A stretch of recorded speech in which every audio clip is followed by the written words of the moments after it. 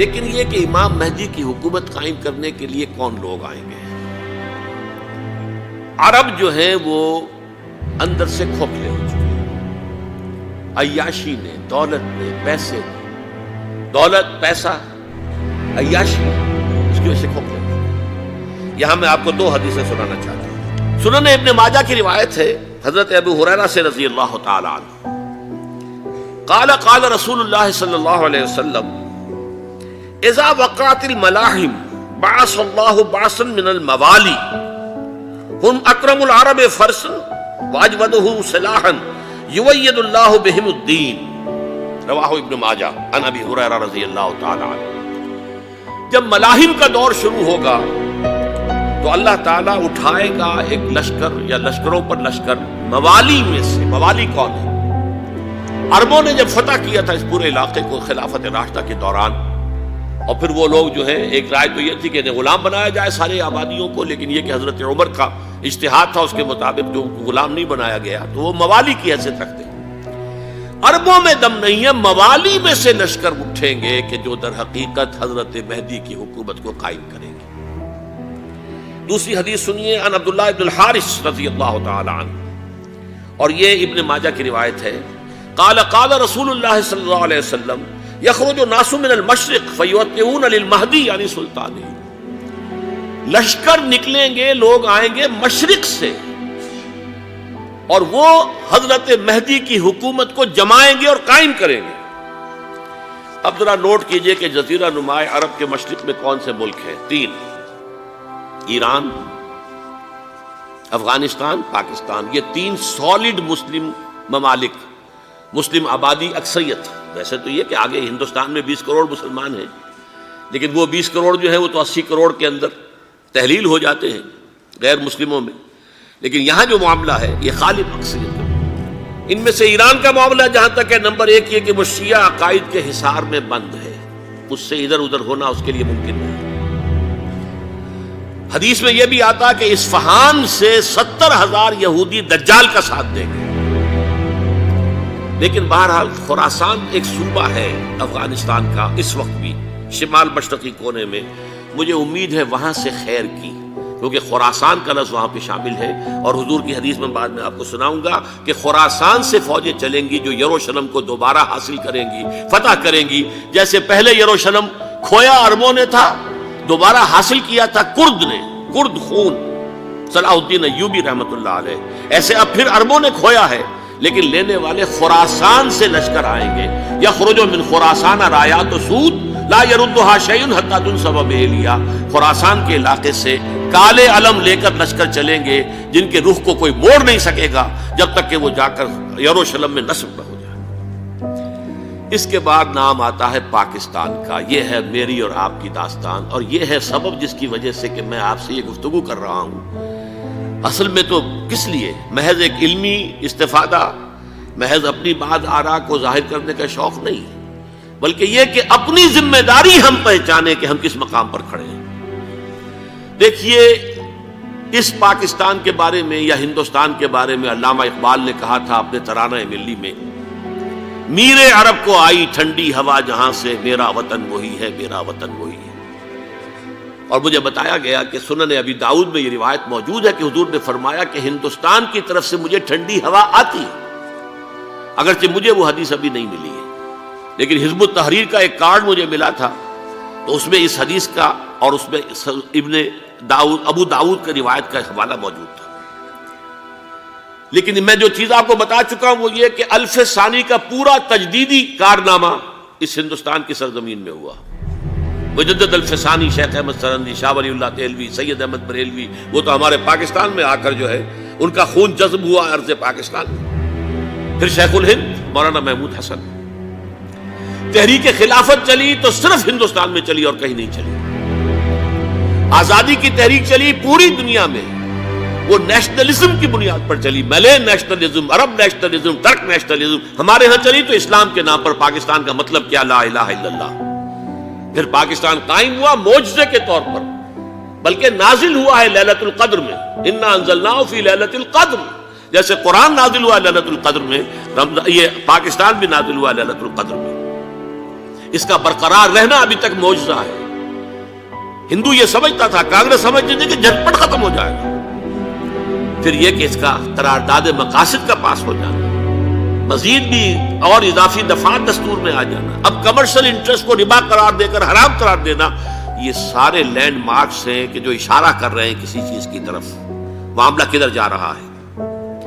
پھر یہ کہ یہ جو 14ویں صدی کے مجدد تھے شیخ الہند، اس کے بعد سے کچھ ایسی شخصیتیں عظیم پیدا ہوئی ہیں ہند میں، جن کو میں سمجھتا ہوں کہ 14ویں صدی کے مجدد اور 15ویں صدی کے مجدد کے درمیان یہ 15ویں صدی کے مجدد کی راہ کو سیدھا کرنے والے، جیسے کہ حضرت یحییٰ نے کہا تھا میں تو آنے والے کا راستہ سیدھا کر رہا ہوں حضرت عیسیٰ کے لیے، ایسے ہی 15ویں صدی کے لیے امام مہدی کے لیے راستہ صاف کرنے والے سب سے پہلے علامہ اقبال، جنہوں نے اسلام کا تصور دین کی حیثیت سے دوبارہ زندہ کیا ہے، ورنہ اسلام ایک مذہب کی شکل اختیار کر چکا تھا۔ پھر مولانا مودودی، مولانا ابوالکلام آزاد حکومت الہیہ کے نعرے کے ساتھ میدان میں آئے۔ یہ اقبال نے جو تصور پیش کیا تھا اس پر عملی جد و جہد کے لیے حزب اللہ قائم ہوئی۔ نوٹ کر لیجئے 11 برس کا فرق ہے عمر کا علامہ اقبال کے اور ابوالکلام کے، اور 1913 میں جب حزب اللہ قائم کی ہے اس وقت علامہ اقبال کی ملی شاعری اپنے عروج کو پہنچ چکی تھی۔ پھر یہ کہ علامہ اقبال کے بعد تعمیل جو ہے اس کام کی وہ ابوالکلام نے کی، لیکن روایتی علماء نے کی شدید مخالفت کی وجہ سے وہ بددل ہو کر چھوڑ گئے، کانگریس میں شامل ہو گئے، بساط جو ہے حزب اللہ کی انہوں نے لپیٹ دی۔ پھر مولانا مودودی آئے، انہوں نے وہ ڈور جو ہے اس کا سرا تھاما، جماعت اسلامی قائم کی حکومت الہیہ ہی کے قیام کے لیے۔ اگرچہ میرے نزدیک یہ کہ وہ انتخابی اور ایک قومی سیاست کی ایک جماعت بن کر پاکستان میں جو ہے دلدل میں پھنس گئی ہے، اب ہم اس کی کوشش کر رہے ہیں، تنظیم اسلامی اور یہ تحریک خلافت جس کے تحت یہ جلسہ ہو رہا ہے، یہ ساری چیزیں وہ ہیں کہ آپ کو سوائے پاکستان کے اور کہیں نہیں ملیں گی پوری دنیا میں۔ معلوم ہوتا ہے کہ پاکستان کو بہت بڑا رول پلے کرنا ہے اس میں، اور اس کے ساتھ اب جمع کر لیجئے افغانستان کی عمارت افغانستان، اسلامی عمارت افغانستان قائم ہو چکی ہے۔ یہ پچھلے 20 سالوں میں جو کچھ وہاں ہوتا رہا ہے اس سے پہلے تصور نہیں ہو سکتا تھا۔ علامہ اقبال کے فرزند بھی دیکھ کر آئے ہیں، تو اگرچہ وہ خود میں سمجھتا ہوں کہ خاصے انہیں آپ لبرل کہیں، آزاد خیال کہیں، لیکن اس درجے متاثر ہو کر آئے تھے کہ انہوں نے یہ کہا افغانستان میں جو میں نے حالات دیکھے ہیں کہ اگر 2-4 اور مسلمان ملکوں کے اندر یہ نظام قائم ہو جائے تو پوری دنیا مسلمان ہو جائے گی۔ یہ سب کچھ کیسے ہو رہا ہے؟ یہ آنے والے دور کی جھلکیاں ہیں۔ Coming events are casting their shadows before. یہ سب بتا رہے ہیں کہ پاکستان افغانستان کو مل کر اس میں کوئی عظیم رول پلے کرنا ہے۔ اور اس کے ضمن میں اب میں علامہ اقبال کے بارے میں آخری بات کہہ رہا ہوں۔ علامہ اقبال کے بارے میں عام یہ خیال ہے، انہوں نے اپنے خطبات میں مہدی کا اور نزول مسیح کا، حالانکہ میں کل پڑھ رہا تھا مولانا سید احمد اکبر آبادی رحمۃ اللہ علیہ کا ایک مقالہ ان کا کہ علامہ اقبال نے ابن خلدون کے بارے میں یہ کہا ہے کہ مہدی کا اور نزول عیسیٰ کا دونوں کا انہوں نے انکار کیا ہے، حالانکہ ابن خلدون نے نزول عیسیٰ کا انکار نہیں کیا، صرف مہدی کا انکار کیا ہے۔ بہرحال علامہ اقبال نے خطبات میں انکار کیا ہے، لیکن یہ کہ اپنی شاعری کے اندر میں چیلنج کرتا ہوں کسی بڑے سے بڑے اقبال شناس کو، ان کا یہ شعر ذرا سنیے: خضر وقت از خلوت دشت حجاز آید بروں، کارواں زی وادی دور و دراز آید بروں۔ خضر وقت، امام وقت، رہنمائے وقت، قائد وقت، خلوت دشت حجاز، حجاز کی صحرا کی کسی خلوت گزینی سے نکل کر باہر آئیں گے۔ میں حیران ہوتا ہوں علامہ کے اس فکر پر اور اس مصرے پر۔ یہاں انہوں نے شیعہ اور سنی دونوں کے کانسیپٹ جمع کر دیے۔ شیعہ کا کانسیپٹ یہ چھپے ہوئے کسی غار میں وہاں سے برآمد ہو گئے، اور ہمارا کانسیپٹ میں ام سلمہ رضی اللہ تعالیٰ عنہ کی حدیث سنا چکا، چھپے ہوئے ہوں گے وہ وہاں پر، مدینے سے نکل کر آ کر مکے میں چھپ جائیں گے۔ اس خانہ جنگی کی حالت میں لوگ ان کی طرف دیکھ رہے ہوں گے، سوچتے ہوں گے انہیں میدان میں آنا چاہیے، کوئی پارٹ پلے کرنا چاہیے، امت کی رہنمائی کرنی چاہیے، لیکن وہ چھپیں گے، وہ کارے ہوں گے، وہ اس ذمہ داری کو قبول نہیں کرنا چاہیں گے، جا کے چھپ جائیں گے مکے میں، وہاں سے مکے والے انہیں نکالیں گے، اور وہ کارے ہوں گے، انہیں بالکل یہ پسند نہیں ہوگا کہ یہ ذمہ داری اٹھائیں۔ تو خضر وقت از خلوت دشت حجاز آید بروں، کارواں زی وادی دور و دراز آید بروں۔ کارواں جو چلے گا ان کی مدد کے لیے اس وادی دور و دراز، اس زی عظیم وادی دور و دراز، یہ وادی سندھ ہے۔ وادی سندھ جو ہے ہم سمجھتے ہیں کہ صرف یہ پاکستان اور پنجاب جو ہے یہ اس میں شامل ہے، سندھ اور پنجاب نہیں، افغانستان کا پورا مشرقی علاقہ اس میں شامل ہے۔ جیسے دریائے جہلم سندھ میں جا رہا ہے، جیسے دریائے گلگت سندھ میں آ کر ملتا ہے، جیسے دریائے چناب اور راوی اور جہلم اور یہ سب جا رہے ہیں اور آ رہے ہیں، اسی طرح دریائے کابل کہاں سے آ رہا ہے، دریائے گومل کہاں سے آ رہا ہے، ٹوچی کہاں سے آ رہا ہے، یہ سارا جو ہے ڈرین جو ہو رہا ہے، ایسٹرن جو ہے پارٹ آف افغانستان، یہ سب وادی ہے۔ اس وادی کے یہ دو حصے ہیں، ایک حصہ جو ہے یہ ادھر پاکستان میں ہے اور اسی وادی کا دوسرا حصہ جو ہے وہ افغانستان میں ہے۔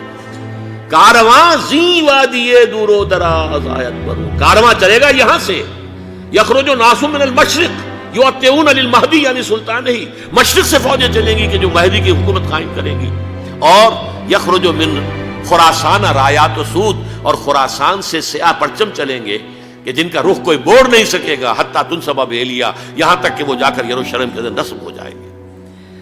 حضرات، میں ایک میری گفتگو کا حصہ باقی تھا لیکن میں اسے چھوڑ رہا ہوں، اس لیے کہ گلوبلائزیشن جو اس کی ہوگی، جو خلافت علی منہاج النبوہ کی تجرید کامل حضرت مہدی کے ہاتھوں عرب میں ہوگی، اس سے پہلے اس کے لیے محنت، کوشش، جد و جہد پاکستان اور افغانستان میں ہو چکی ہوگی جو اسے سپورٹ کرے گی اور وہاں جا کر حکومت قائم کرے گی۔ اس کے بعد گلوبلائزیشن کا جو مرحلہ اس کا ہے وہ حضرت مہدی کے ہاتھوں نہیں ہے، وہ حضرت عیسیٰ ابن مریم ان کے نزول کے بعد ہے، جن کے نزول کے بعد دجال کا خاتمہ ہوگا اور یہودیوں کا استحصال ہوگا، مسلمانوں پر بھی بڑی تکالیف عربوں پر آئیں گی، شدائد آئیں گے، لیکن یہ وہ میں حصہ ملتوی رکھتا ہوں کسی دوسری محفلوں، کسی دوسری مجلس اور نشست پر۔